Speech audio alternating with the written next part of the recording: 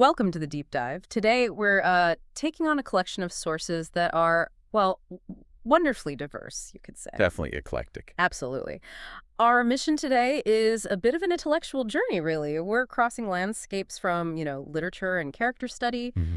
to something very practical like digital efficiency, Yeah, and then diving deep into ancient philosophy. that's right. And it's not just about learning the specific facts from each source.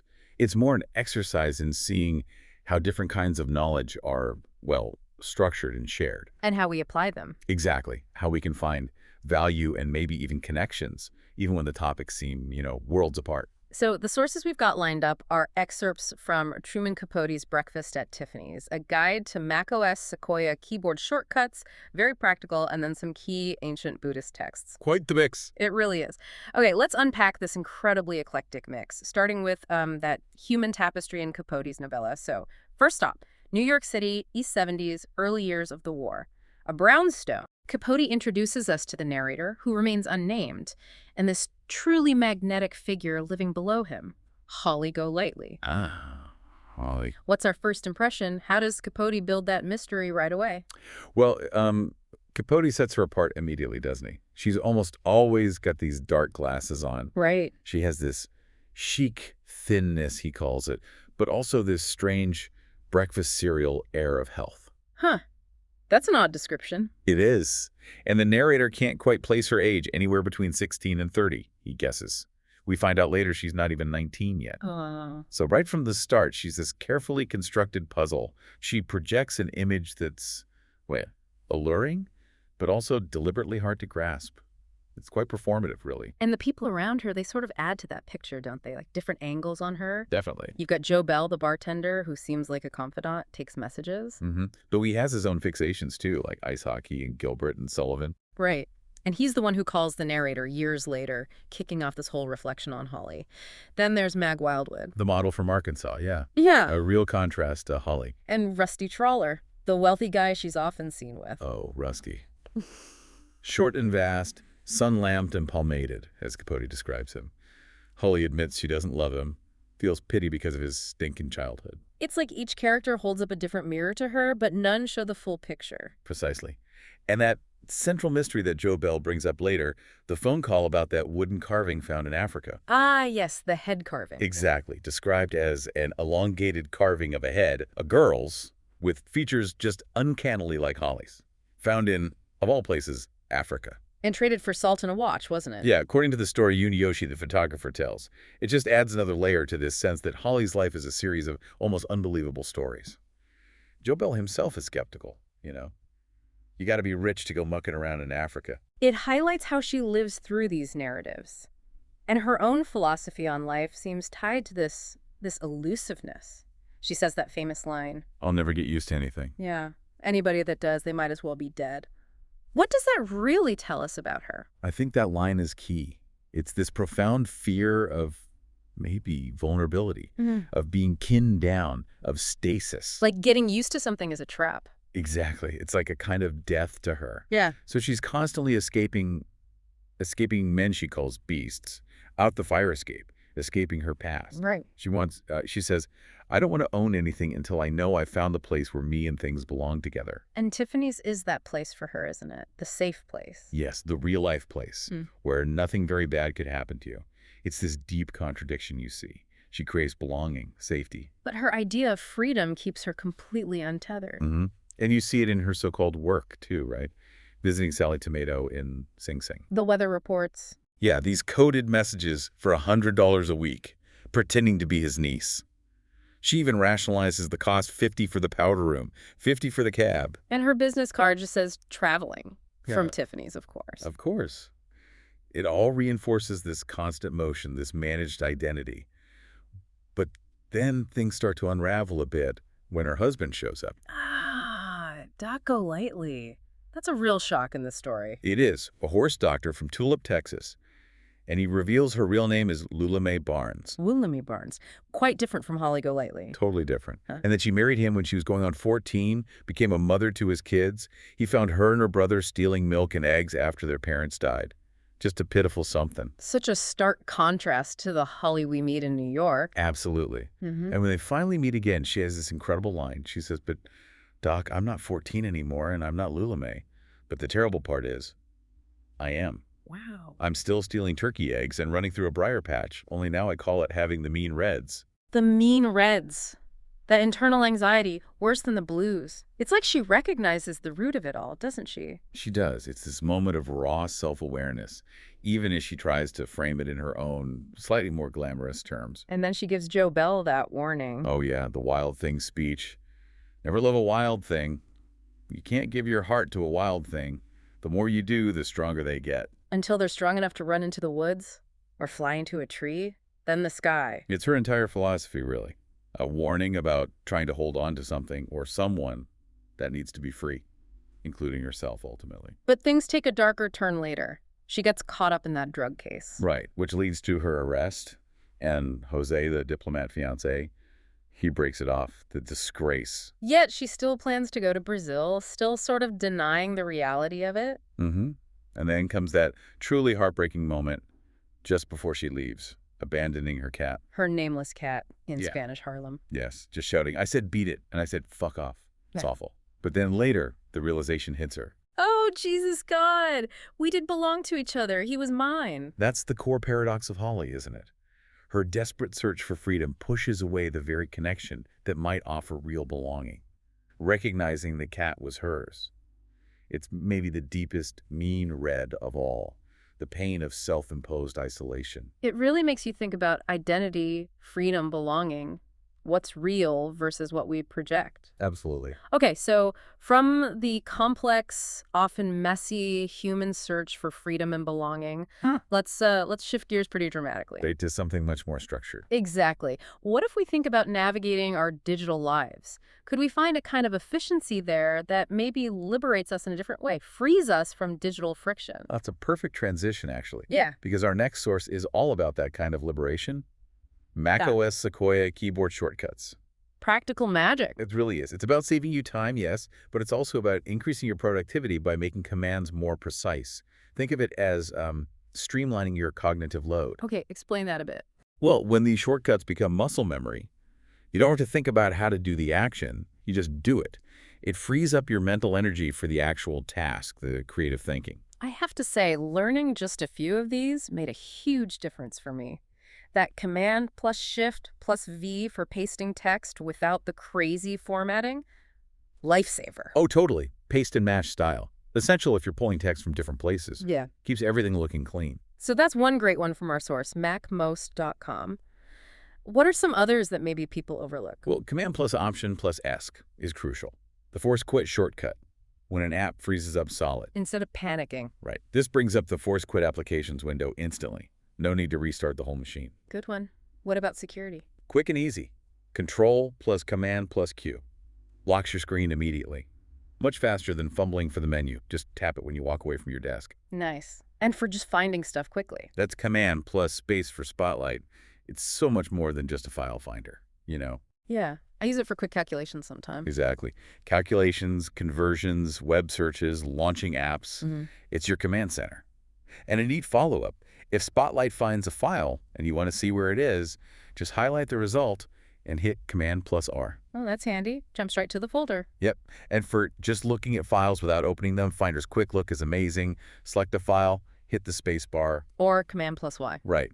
And you get an instant preview. Super useful for sorting through images or documents quickly. Okay, one more category, screenshots. People take a lot of screenshots. Command plus Shift plus 5 is the newer, really versatile one. It brings up this control panel where you can capture the whole screen, a window, a selected area, or even record video. But the old ones still work too, right? Oh yeah. Command plus Shift plus 3 for the whole screen. Command plus Shift plus 4 to select an area. And here's a pro tip. Add the control key to any of those. And it saves to the clipboard instead of a file. Exactly. Ready to paste straight into an email or document. Super efficient. So these aren't just little tricks. They're tools built into the system to make things smoother. That's the idea. They help make the technology feel more like an extension of your own thinking process. So for you listening, maybe think about just one shortcut you could try to incorporate this week. See how it feels. Those little time savings, they really do add up, don't they? They absolutely do. It's a very tangible way to optimize your daily flow. Okay. So, from the precision of digital commands saving us seconds, let's take another, perhaps even deeper dive. A profound leap, maybe. Yes, into how ancient wisdom tries to liberate us. Not from slow software, but from, well, deeply ingrained patterns of thought. We're moving from practical optimization to some serious introspection with two major Buddhist texts. That's right. We're looking at the Vimalakirti Nirdesa Sutra and the Diamond Sutra. Both come from the Mahayana tradition of Buddhism. And Mahayana emphasizes the bodhisattva path, Yeah. correct? Yes, basically the ideal of an enlightened being who, out of compassion, chooses to postpone their own final nirvana, that state of ultimate peace, to stay in the world and help others reach enlightenment. Okay, let's start with the Vimalakirti Sutra. The main figure here is Vimalakirti himself. He's not a monk, right? No, he's a wealthy layman, an elder in the town of Vaisali, but he's renowned for his incredible wisdom and uses these very clever teaching methods. They call them expedient means, or upaya. And what's a key example of his upaya? Well, one of the most famous is that he pretends to be ill. He fakes being sick. Why? It's ingenious, really. His feigned illness becomes the perfect opportunity. Kings, ministers, important people, they all come to visit him out of respect. Ah, so he gets a captive audience. Exactly. And then, from his sickbed, he teaches them. He talks about the body, how it's impermanent, unreliable, like foam or a bubble or a dream. Undercutting their attachment to the physical. Precisely. His main point is, don't get caught up in this temporary physical form. Realize the Buddha body, your inherent potential for enlightenment, and seek that. So the Buddha hears about this and sends his top disciples to check on Vimalakirti. Right. He sends people like Sariputra, Moggallana, Subhuti, his most learned followers. But they all kind of refuse to go. Well, they hesitate, yeah, because each one remembers a time when Vimalakirti basically schooled them, showed them the limits of their own understanding. How so? For example, he might have challenged Sariputra on what meditation really means, not just sitting still, but maintaining a certain non-attached awareness even in daily life. Or questioning Moggallana about teaching the Dharma, the Buddhist principles, as absolute beyond illusions of self and other. Exactly. The pattern is clear. Vimalakirti consistently pushes beyond conventional wisdom, dismantling their fixed ideas. It wasn't just about embarrassing them, it was about pushing them towards a deeper, non-dual understanding. Non-dual understanding. That's a key concept here, isn't it? Hugely important. Chapter 9 focuses specifically on the non-dual Dharma. Various bodhisattvas try to explain it. Like saying birth and death seem opposite, but fundamentally nothing is truly created or destroyed. Yes. Or subject and object seem separate, but the ego is ultimately non-existent. Impurity and purity seem different, but their underlying nature is the same. They all try to point towards this unity beyond opposites. But Vimalakirti's final teaching on this is different. It is. After everyone else has spoken, Vimalakirti simply remains silent. Silence as the ultimate teaching. It's incredibly powerful. Manjusri, the bodhisattva of wisdom, praises it, saying, basically, excellent. Can there be true entry into non-duality as long as we're still using words in speech? So some truths are beyond language, beyond concepts. That's the implication. It's a call to experience reality directly, without filtering it through our usual mental boxes and labels. Let go of the need to define and separate everything. The sutra also describes some pretty amazing things, like Vimalakirti's powers, challenging our sense of reality itself. Oh, absolutely. There's that scene with the goddess in his room. Right, who transforms Sariputra into a woman. Yes. And she uses it to teach him that all phenomena, all forms, are ultimately unreal, like illusions. It's not literal magic. It's a way of illustrating how we project fixed identities onto things that are constantly changing. Like seeing a shape in a cloud. The cloud is there, but the shape is our projection. Exactly. The sutra suggests even the Buddha's physical body is like that temporary, illusory, not inherently solid. It radically challenges our everyday assumptions. Okay, let's turn to the other text, the Diamond Sutra. Shorter, but very famous. Very famous, yes. And it also hammers home this idea of non-abiding and non-attachment. It uses a lot of paradoxical language, right? Yeah. Like what is called the highest teaching is not the highest teaching. Yes, it does that constantly. Hmm. And again, it's not meant to confuse, but to deconstruct. It's trying to help you unlearn your fixed, limited ideas about reality, about enlightenment, about everything. Just break down assumption. Precisely. To point towards an understanding that's less conceptual, more direct. A bit like Vimalakirti's silence, in a way. So what are some key concepts it explores? Non-self? Yes, the idea of non-self is central. It says if you cling to notions of having a permanent ego, a separate self, a fixed personality, you haven't really grasped the teaching. It's asking us to let go of that core idea of me. Fundamentally, yes. It suggests that me is a useful convention, but not an ultimate reality. It's a construction. And this extends to things like charity. It talks about unattached practice of charity, meaning you practice compassion and giving without thinking about results, without expecting merit or reward, without even focusing on who is giving or receiving. Giving just happens. Wow. And the illusion of form comes up again, too? Strongly. All that has a form is elusive and unreal. It states explicitly that you can't recognize the Buddha by physical marks or form, because form itself isn't ultimately real. Even the traditional 32 characteristics are just names, labels. So if form is illusory and self is illusory, what about enlightenment itself? Or the teaching? That's where it gets really mind-bending. The sutra claims no attainment, no teaching. Meaning the Buddha didn't actually achieve anything? He doesn't teach anything? It sounds like that, but it's more subtle. It means enlightenment isn't a thing you acquire or possess. And truth isn't a fixed doctrine you can package and deliver. It's uncontainable and inexpressible in that final sense. It just is. It just is. And it even applies this to our thoughts. All thoughts are intangible. You can't grasp a past thought, hold a future thought, or even truly pin down a present thought. Because they're constantly flowing, changing. Exactly. Like Yeah. everything else, the sutra uses this powerful image, grinding up 3,000 galaxies into microscopic dust, Whoa. and saying neither the dust particles nor the original galaxies have independent, self-existent reality. They only exist as part of this vast, interconnected cosmic unity. Everything's dependent on everything else. It's a radical perspective on interconnectedness and impermanence, which leads to that famous four-line verse. Ah, yes, the closing verse. It sums it up beautifully. All conditioned phenomena are like dreams, illusions, bubbles, or shadows, like drops of dew or flashes of lightning. Thusly should they be contemplated. It's an invitation to see the transient nature of everything. A profound call to shift our perspective. And historically, this text is significant too, isn't it? The Dunhuang Scroll. Oh, incredibly so. Yeah. That 868 CE copy of the Diamond Sutra found at Dunhuang is considered the world's earliest complete dated printed book. Woodblock printing, centuries before Gutenberg in Europe. Amazing. A direct link from this ancient wisdom to the history of how we share information. It really connects the dots. So Yeah. this sutra, it truly pushes you, doesn't it? To question your fundamental assumptions about who you are, what the world is, what achievement means. How do you live without clinging, even to the idea of enlightenment itself? It's a call to a pretty radical kind of freedom. It is.